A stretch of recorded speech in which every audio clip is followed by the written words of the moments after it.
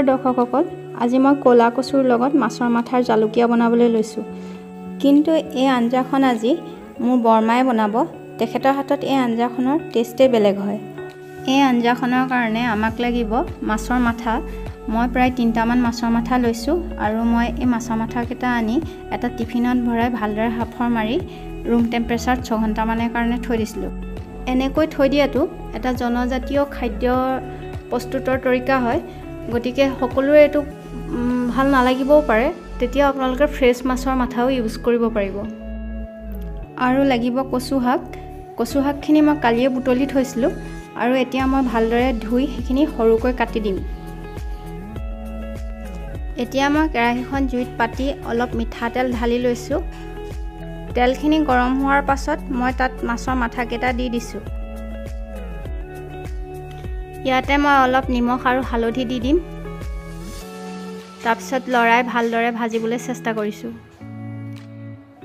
মোৰ বৰমাৰ অলপ বয়স হৈছে, গতিকে মাছৰ মাথাকেইটা ময়ে ভাজি দিছোঁ আৰু বস্তুবোৰো ময়ে ভালকৈ যুগুতাই মেলি তেখেতক দিছোঁ, তেখেতৰ যাতে কোনো অসুবিধা নহয়। বাকী তেওঁৰ ৰন্ধন প্ৰণালীৰে আজি এই আঞ্জাখন ৰান্ধিছে আৰু আপোনালোকৰ যদি ভাল লাগে তেতিয়াহ'লে কমেণ্ট কৰিব, লগতে লাইক আৰু ছাবস্ক্ৰাইবো কৰিব।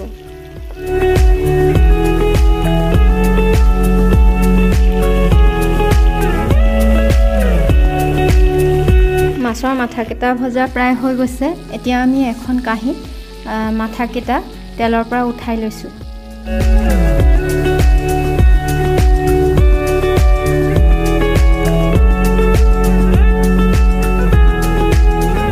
এতিয়া চৌকাত বেলেগ এখন কেৰাহী পাতি দিছোঁ।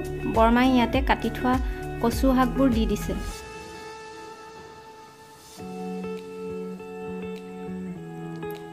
ইয়াৰ পিছত অলপ পানী ঢালি দিছে যাতে কচু শাকবোৰ কেৰাহীখনত লাগি নধৰে।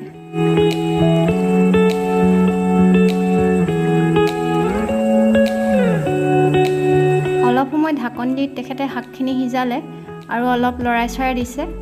আকৌ পুনৰ ঢাকন দি আৰু অলপ সময় সিজাই লৈছে।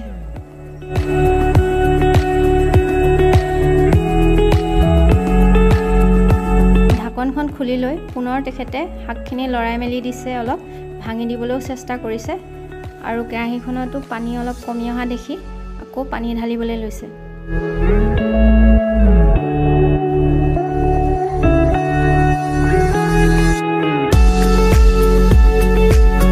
এতিয়া তেওঁ কেৰাহীখনত তেওঁৰ আন্দাজমতে অলপ গৰম পানী ঢালি দিছে, তাৰপিছত অলপ লৰাই দিছে।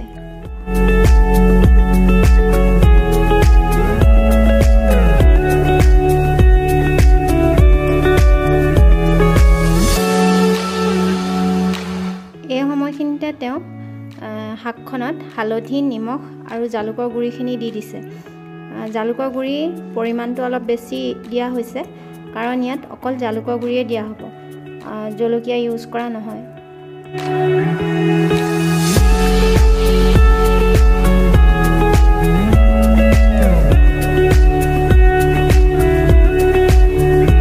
এতিয়া ঢাকনখন মাৰি কিছু সময় উতলিবলৈ দিছে আৰু জুই বেছি কৰি দিছে।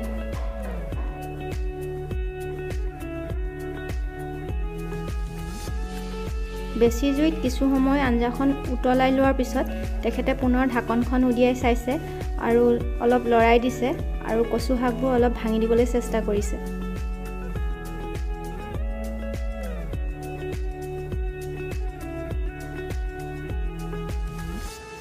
তেওঁৰ মতে এতিয়া শাকখনত মাছৰ মাথাবোৰ দিব পৰা হৈ গৈছে আৰু এটা এটাকৈ তেখেতে মাথাবোৰ শাকখনত দি দিছে।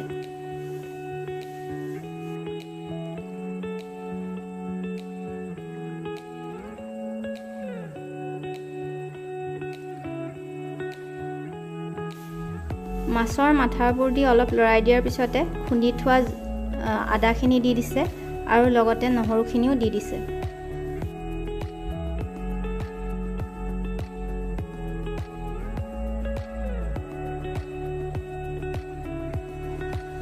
নহৰু আদা দিয়াৰ পিছত অলপ শাকখন লৰাই দিছে, তাৰপিছত তেখেতে ঢাকন মাৰি পুনৰ সিজাইছে। মাজে মাজে তেখেতে কেৰাহীটোৰ পৰা ঢাকনখন দাঙি আঞ্জাখন লৰাই মেলি দিছে, লগতে মাছৰ মাথাবোৰো ভাঙি দিবলৈ চেষ্টা কৰিছে। আৰু এনেকৈ তেখেতে কম জুইত প্ৰায় 5 পৰা 7 মিনিটমান আঞ্জাখন সিজাই আছে।